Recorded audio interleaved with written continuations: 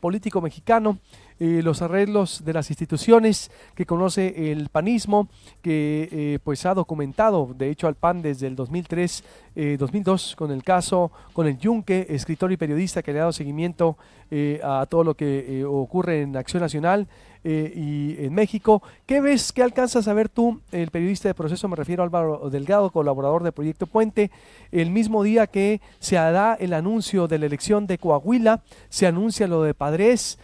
Aquí la mayoría ve también una negociación política. ¿Qué alcanzas a ver tú o cómo se ve desde allá, Álvaro Delgado, periodista y escritor de Proceso? Te saludo con gusto. Buenos días. ¿Qué tal? Muy buenos días al auditorio.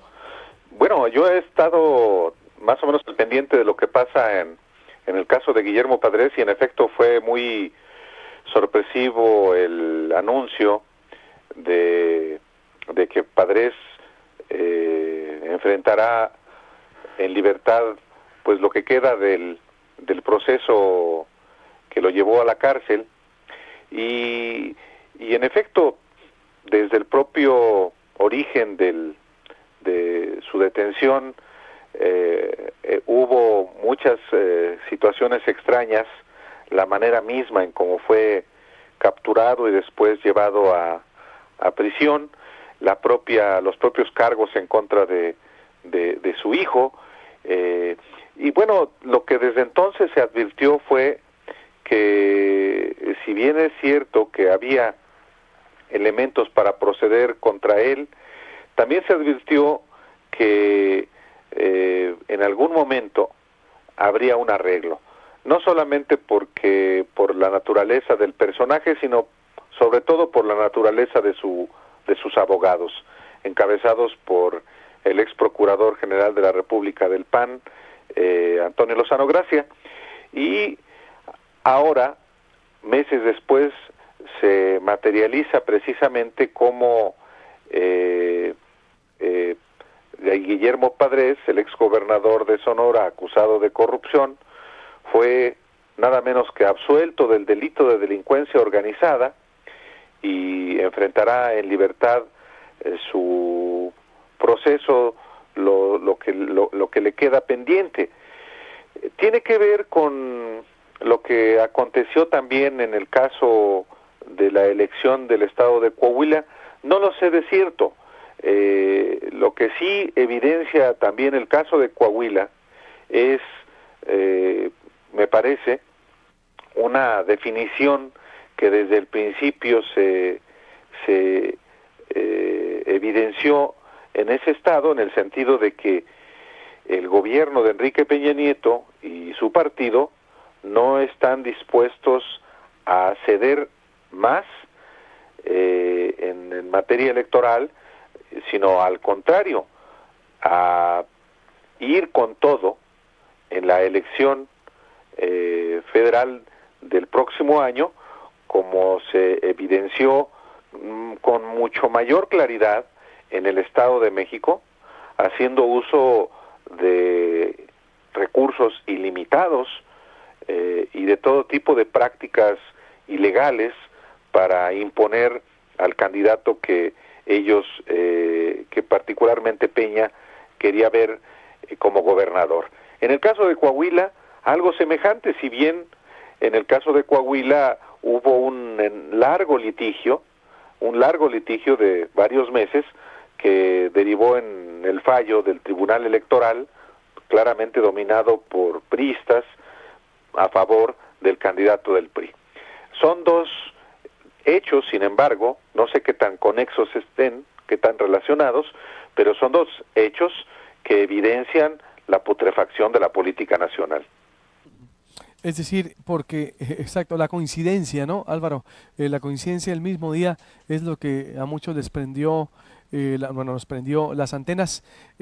Como dices, entonces, desde que Guillermo Padres había estado preso, bueno, desde cómo se entregó y la forma de quién lo defendía, recuerdo que te consultamos también, ya se visoraba esto, porque pues no han encontrado materia penal y sí, Lozano se maneja así. Álvaro, siempre en los casos, es decir, logra penetrar las instituciones, ese es el perfil, ¿no?, de Antonio Lozano. Bueno, sí, es un hombre acostumbrado a litigar y de ganar juicios a través de sus relaciones políticas. Es el discípulo, creo que más prominente, de Diego Fernández de Ceballos, que si de coincidencias hablamos, bueno, también en ese contexto se celebró una comida muy peculiar, difundida en redes sociales y en los medios convencionales, en la que participaron Diego Fernández de Ceballos y el cacique del sindicato petrolero, Carlos Romero de Champs, actualmente senador priista, y naturalmente no se juntaron solamente porque sean amigos, algo estaban tramando. Entonces, yo lo que, más allá de las interpretaciones que uno puede hacer de este tipo de hechos, por lo menos yo en el caso del caso Padres no dispongo de mucho más elementos para hacer una afirmación contundente. Sí digo que hay un conjunto de elementos que solamente robustecen la percepción que tenemos muchos millones de mexicanos sobre la putrefacción de la política nacional, con personajes muy claramente identificados. O sea, el caso de la elección de Coahuila es muy parecida a la del Estado de México, si bien con un litigio más alto, pero la definición política desde el gobierno federal, desde la presidencia de la República, fue: no vamos a permitir que nos ganen otra gubernatura. En el caso de Coahuila, pues era salvo Sonora, Coahuila era el único estado que en el norte del país le quedaba al PRI. En el norte del país, pues predomina ya el Partido Acción Nacional en Baja California Sur, Chihuahua, Tamaulipas y Nuevo León con un supuesto independiente.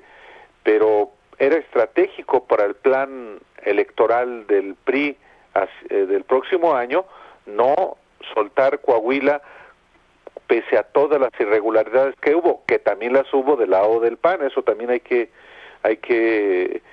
observarlo.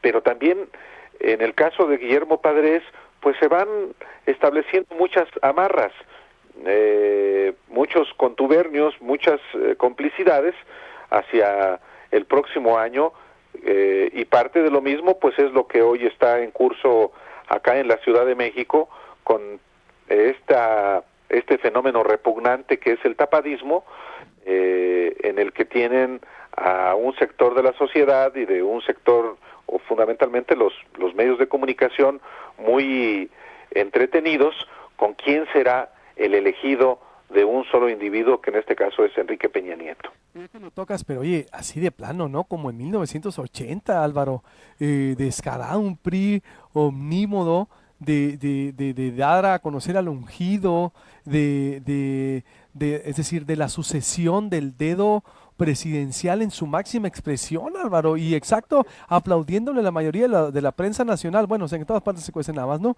Pero ¿a quién será el gran, por favor, Álvaro, en verdad? Es una vergüenza lo que está pasando con los medios de comunicación en general en este país, salivando, esparciendo rumores, siendo simplemente instrumentos de una perversión política como es el tapadismo, elogiando el dedazo. Me parece que lo que sobre todo en este fin de semana se exhibió fue un periodismo pues muy hecho a las formas priistas, elogiando el poderío del jefe máximo del PRI, el presidente de la República, esparciendo rumores, buscando a ver quién le atina al ungido. Me parece que eso denigra al periodismo en general y exhibe la putrefacción una vez más de la política mexicana, porque además, pues sí, es el candidato del PRI. Eso no es garantía de que ya ganó. Ese es parte de la perversión, de un plan perverso de hacerle creer a los mexicanos que el hecho de que Peña Nieto designe al candidato del PRI va a ser inevitablemente el próximo presidente de la República. No es así. Va a ser sencillamente el candidato de un sector que apoya a alguien tan mediocre como Enrique Peña Nieto. Pero hay millones de mexicanos, creo que somos la mayoría, que no estamos de acuerdo en esa liturgia repugnante como es el tapadismo y el dedazo, y no estamos de acuerdo tampoco en que por el solo hecho de que Peña designe, unja a un personaje que puede ser José Antonio Meade o Nuño o quien sea, en automático deba ser ya el próximo presidente de la República. Eso sí sería todavía un mayor retroceso que el hecho de que haya todavía sea vigente una liturgia del siglo pasado, rancia, antidemocrática absolutamente, y que esté arraigado todavía en un sector. Yo creo que no podemos los mexicanos legitimar ese tipo de prácticas. Si las quieren tener en un partido, allá ellos, pero no podemos los mexicanos convalidar que el solo hecho de que Peña designe por dedazo a su candidato ya deba ser en automático el próximo presidente de la República. Es verdad que lo que está evidenciando es que van a hacer todo para imponer a ese candidato. Ilegalidades de todo tipo. Bueno, ahí está el caso de Coahuila, está el caso del Estado de México, y no solamente elecciones, cada elección que hay en este país es una elección sucia. Totalmente, pero no da garantía, como dices, y yo estoy de acuerdo. Además, va a estar cerradísima la contienda, el fenómeno López Obrador, aunque el PRI sea una maquinaria especialista en ganar elecciones, ya lo vimos en el Estado de México.